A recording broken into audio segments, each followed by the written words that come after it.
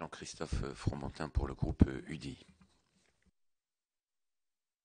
Monsieur le Président, Monsieur Davzy, merci pour cet exposé extrêmement intéressant qui m'amène à une réflexion ou une question à vous entendre. Donc il y a à peu près deux grandes zones, les zones métropolitaines, qui sont donc des zones d'avenir, puisque de ces zones se développe, se crée une valeur ajoutée qui est celle qui nous qualifie dans la mondialisation, puisqu'elle est porteuse de compétitivité.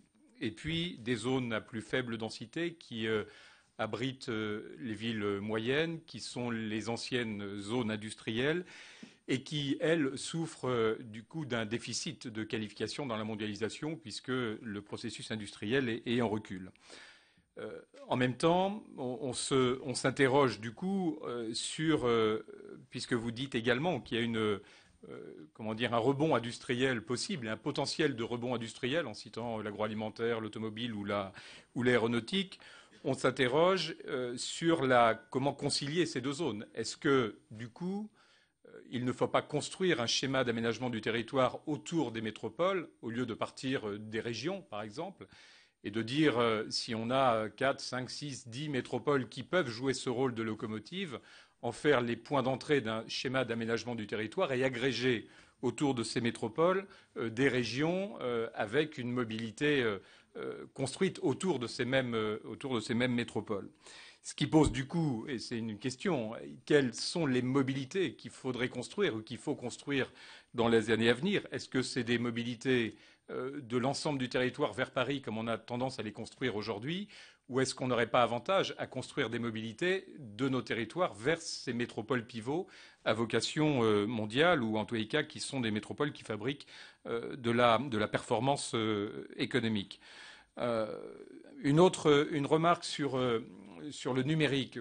Je regardais il n'y a pas très longtemps la performance des États dans le monde qui ont le mieux profité des progrès du numérique et de tout ce que ça permet de faire en termes à la fois de productivité et de performance sociale. Et on voit à chaque fois que ceux qui en ont profité le plus, à part les États-Unis, c'est des petits pays. C'est Singapour, c'est les pays d'Europe du Nord, c'est la Suisse, etc. Et que la France est, je crois, en 17e ou 20e position dans les rangs des pays qui, justement, ont une capacité à profiter de l'effet du numérique. Est-ce que là, il n'y a pas un problème d'échelle, un problème d'effet de seuil? Est-ce qu'autrement dit, ce n'est pas là aussi des métropoles ou de territoires plus petits construits autour des métropoles qu'une véritable politique de développement numérique, de mobilité numérique, pourrait être la plus efficiente?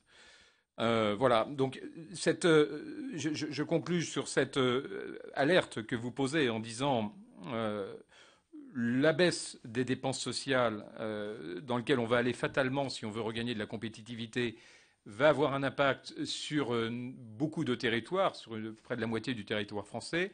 Est-ce que vous ne pensez pas que on n'est pas au moment où justement il faut compenser cette baisse des dépenses sociales par une réorganisation autour des métropoles pour avoir cette conciliation entre des zones denses et des zones à faible densité et retrouver finalement une combinaison compétitive avec d'un côté de la production et de l'autre côté de la valeur ajoutée?